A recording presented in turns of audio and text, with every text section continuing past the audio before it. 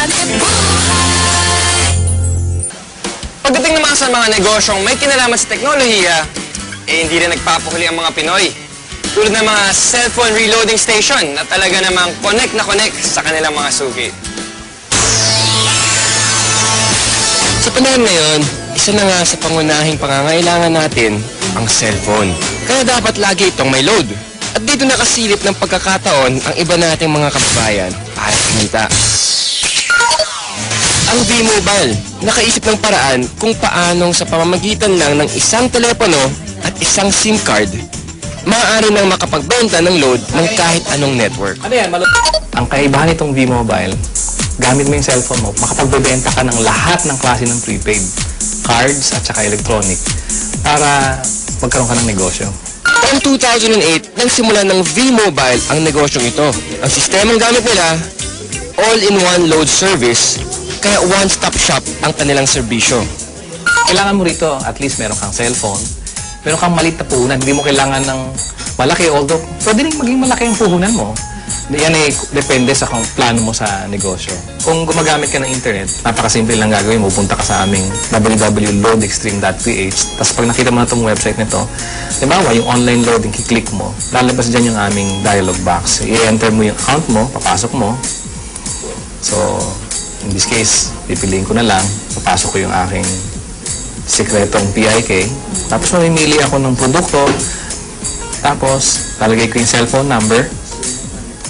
Kiklik mo ngayon yung send load. Pag okay natin, yun na. Pero paano ka nga ba kikita sa negosyong ito? Halimbawa, may magpapaload sa iyo ng 100 pesos. Ang babawas sa load wallet mo ay 90 pesos lang. Ibig sabihin, may 10 piso kang kita sa bawat 100 na i-reload mo sa iyong customer. Kung kumikita ka ng 100 pesos kada araw sa pagre-reload, sa loob ng isang buwan, may kita kang 3,000 piso.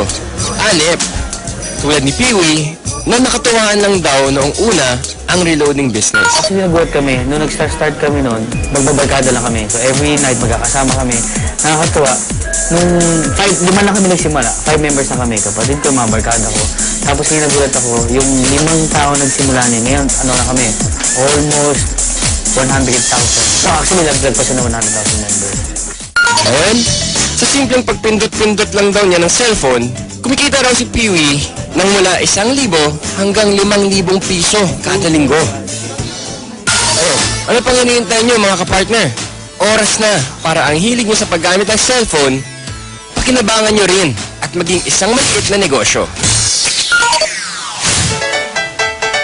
Kung mas pinili mo na lang manatili sa bahay ngayong summer, narito ang isang kapaki-pakinabang na tip. At dahil mainit ngayon, alam kong hindi nyo maiwasan na gamitin ang inyong mga aircon. Ito ang isang tip para makatipid kayo sa pagkonsumo ng kuryente. Ilagay sa timer mode ang aircon at iset sa 2 hanggang 3 oras lamang. Pagkatapos nito, buksan ang ventilador para mapanatili ang lamig ng kwarto. May enjoy mo na ang lamig, makakatipid ka pa. O di ba? Pwede naman eh. Kaya mga kapartner, tandaan, dapat maging wais all the time. Ano ba masasabi natin? Wala akong masabi talaga.